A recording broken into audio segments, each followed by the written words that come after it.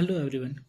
In today's tutorial video, we would be seeing a flow where the team owners are responsible for bidding on players instead of admin of this platform, and one of the most exciting feature of the platform as well. Here, the admin is not responsible for bidding on behalf of all the team members, but the team members themselves can bid from their devices. So in this scenario, basically the work of admin reduces drastically and all the decision making stays with the team owner, making both of them more powerful and simpler way. Basically, in this flow, when you join the auction, you would be greeted with this interface where you don't have to do anything as such. Everything has to be done by the team owners.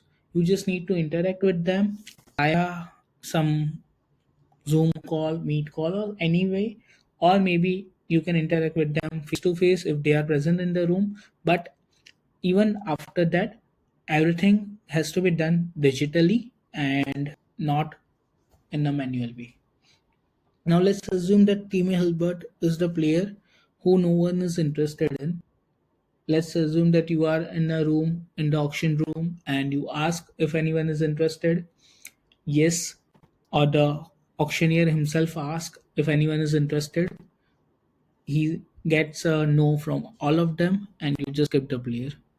He mark it as unsold, and you just click the skip player button, and that's it. Your player is unsold. Now let's assume that the next player which comes up into the auction is Alton. Now Alton is having some good interest from teams and they want to bid. So what they would do is basically they would immediately start bidding from their devices. Maybe a laptop, maybe a tablet, maybe a mobile phone, whatever they have, they can start bidding from that device.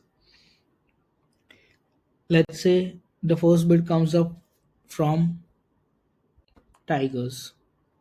And here we have the first bid, 50 lakhs. Now let's assume that Eagles joined the party as well and they increased the bid by 55 lakh. So again, this is more of a rule-based bidding where we have already defined the rules on how the bidding should look like. So we have defined it from 0 to 1 crore, 5 lakh increase, 1 to 3 crore, 20 lakh, 10 lakh increase, and 3 crore and above 20 lakh increase. So this is how the bidding would go ahead. Now let's say to join the party as well. Say the team name was Wolves. They increased by 60 lakh.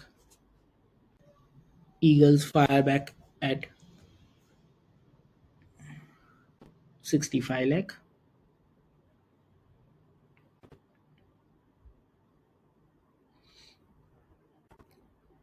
Wolves at 70. Eagles 75.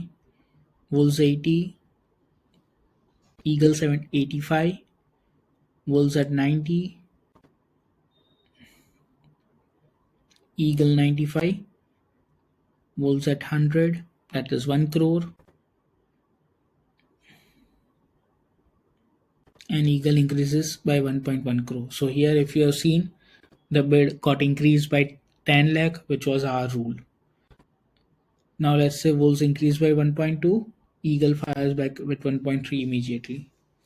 Now let's assume that there is no other team who are interested in going ahead for this player and we are ready to sell him, and just if the auctioneer approves that there are no other bidders into the house who are ready to buy, you just click the approve sale and the player is sold. So this is how the entire auction would look like, where admin only has to approve the sale.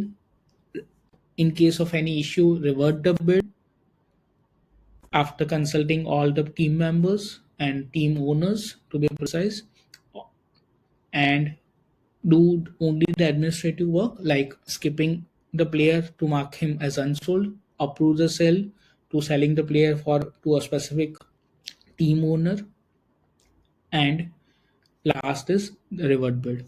Admin task is only restricted to that, and team owners are more given more power, to be precise, so that they can take the informed decision and take their work for their specific team. So this is how the flow would work for rule based bidding, where team owners are responsible for bidding on their behalf. If you have any questions or any suggestions or any doubt, please let us know in the comment section, and we will be obliged to help you as much as possible. If you like the video, please hit the like button, share it with your friends, subscribe to our channels for more such tutorials, and help our community of Auction Chase platform grow so that more and more auctions can take place digitally without any manual hassle. Thank you. Hope you liked the video.